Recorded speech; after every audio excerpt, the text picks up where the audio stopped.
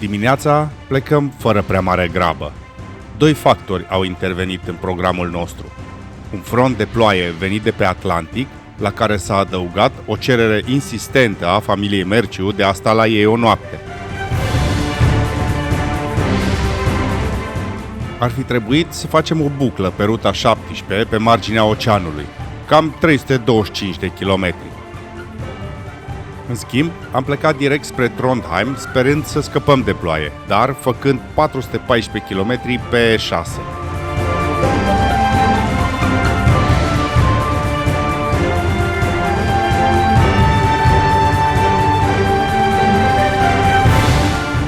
Dar frontul ăla de ploaie a avansat suficient de tare ca să ne prindă și pe noi, că doar nu era să fie ușor.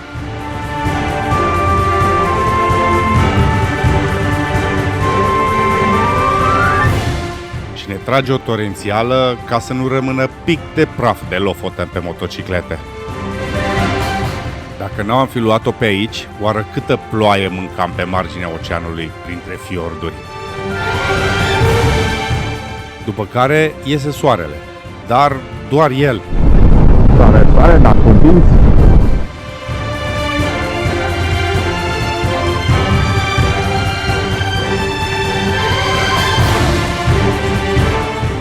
Mergem o bucată pe marginea râului Svening, pe care îl părăsim și ajungem să intrăm în provincia Trondelag și sărbătorim cu o cafea în parcare. De-a lungul lui E6 sunt destule parcări cu sandvișuri, cafea sau ceai. Pe urmă ne aliniem cu râul Namsen, pe malul căruia vom merge până la Grong.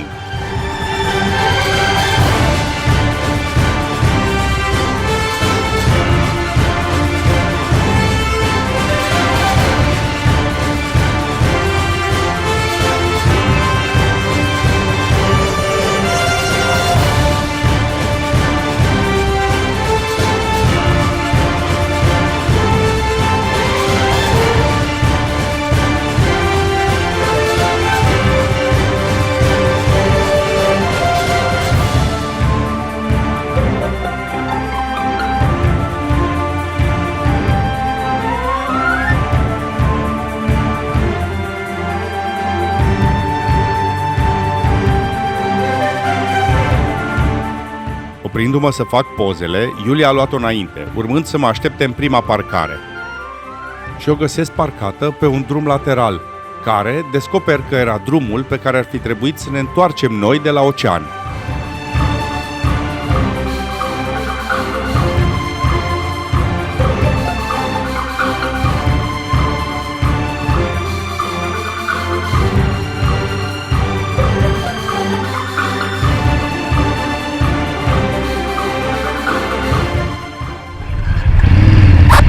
Deci de aici veneam noi.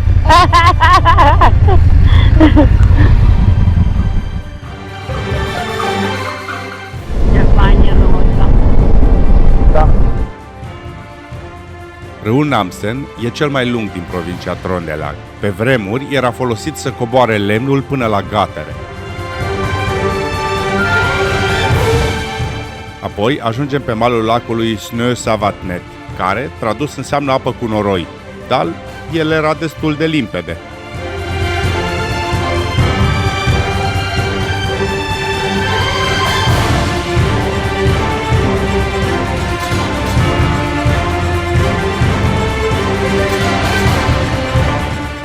Și, în sfârșit, ne întoarcem la fiorduri.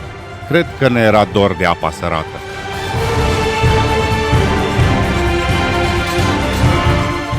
Cred că Iuliei i-a fost mai dor ca mie, judecând după expresia ei. Următorul este Trondheimsfjord. Hai că suntem aproape. Însă nu puteam termina fără o mică repriză de ploaie. Se pare că ne-a ajuns frontul din urmă. Ajungem la Cristina și Alex și avem parte de o primire călduroasă.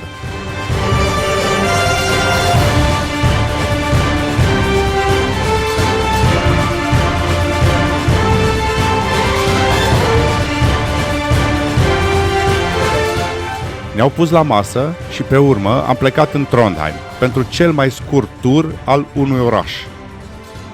că doar nu era să ne lase ploaia să-l vedem cum trebuie.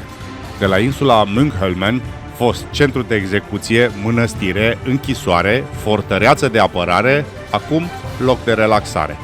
Până la catedrala din Nidaros, construită pe un altar dedicat regelui Olaf al II-lea, sanctificat pentru convertirea vikingilor la creștinism. Aici se încoronează regii Norvegiei.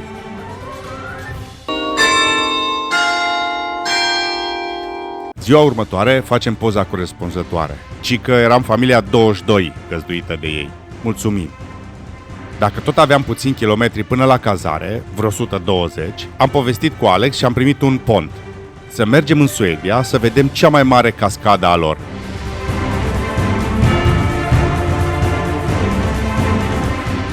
Așa că o luăm la deal pe valea râului Söderselva spre Suedia. De ce să nu facem o excursie?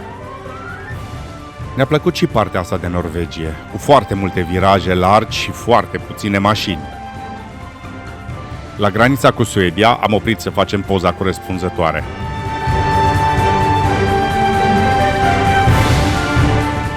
Din moment ce era deja amiază, decidem să facem ce e mai bine: prăjitura și sucul de fiecare zi. Nu știu, mă întorc aici. Bine. M-a privit după mine. Bineînțeles. Te urmează unde te duce.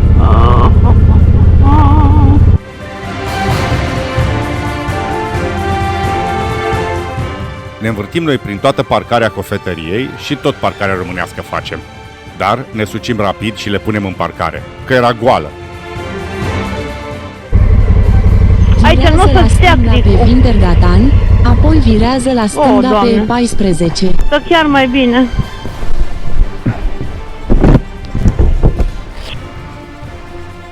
Hai să luăm și țigările. Păi nu mâncăm noi prăjitură în Suedia? Ba mâncăm! Trebuie să recunosc faptul că și drumurile suedeze mi-au plăcut. Va trebui pusă pe listă și țara asta.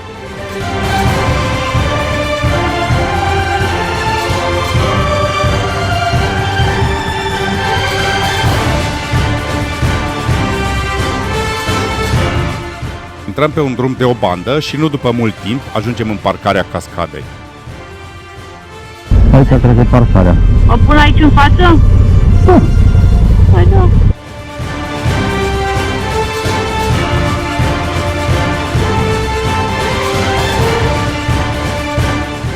Pornim pe o cărare prin pădure în direcția din care venea zgomotul.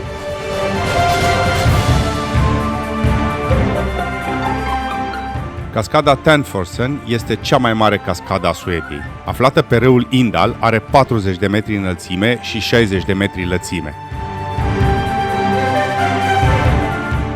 Primăvara, când se topesc zăpezile, pe aici trec 40.000 de litri de apă pe secundă. Zgomotul de pe pontonul de lângă cascadă e de-a dreptul impresionant.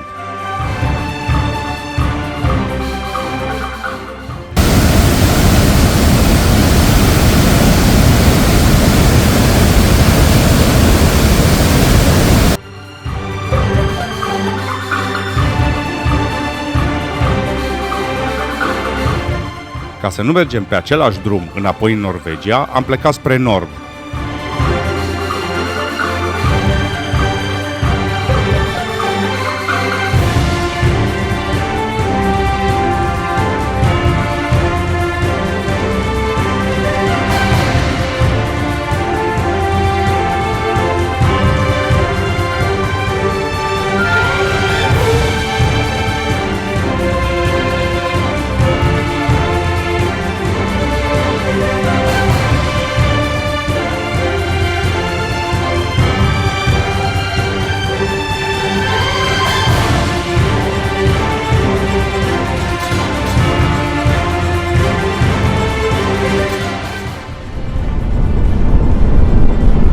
Hai mă pun, poate avem noroc să scot de ploaie. Astăzi, da. Nu astăzi, mâine. Nu e pe șansă, cred că nu pot. Ce să mai zic? Nici reintrarea în Norvegia nu e chiar uscată.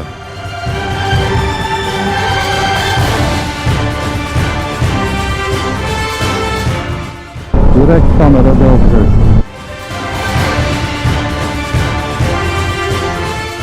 Trebuie să recunosc, drumul ăsta e mai spectaculos ca cel de la venire.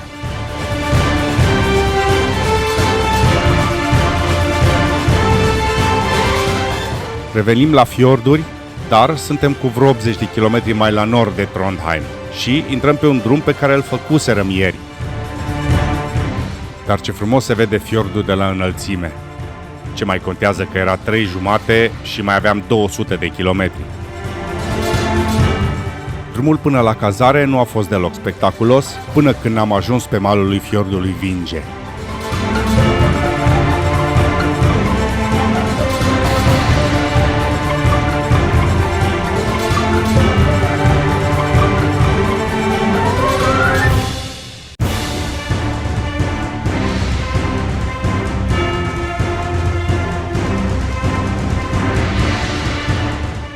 Nu mai aveam mult până la cazare, dar ziua de azi a fost destul de lungă și abia așteptam să ajungem.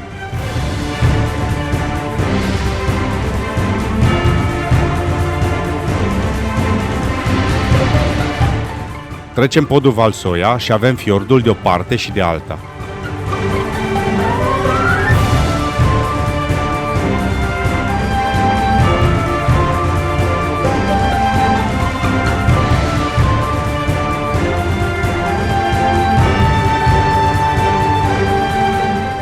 Ajungem la un camping cochet, chiar pe malul fiordului, în care aveam rezervat o cameră cu baie privată, lux. Speram să luăm și o cină copioasă, dar până ne-am luat camera și ne-am schimbat, s-a închis bucătăria. Până la urmă ne-am făcut o supă din plic cu fierbătorul din cameră. Și a început. O să vedeți ce în episodul următor.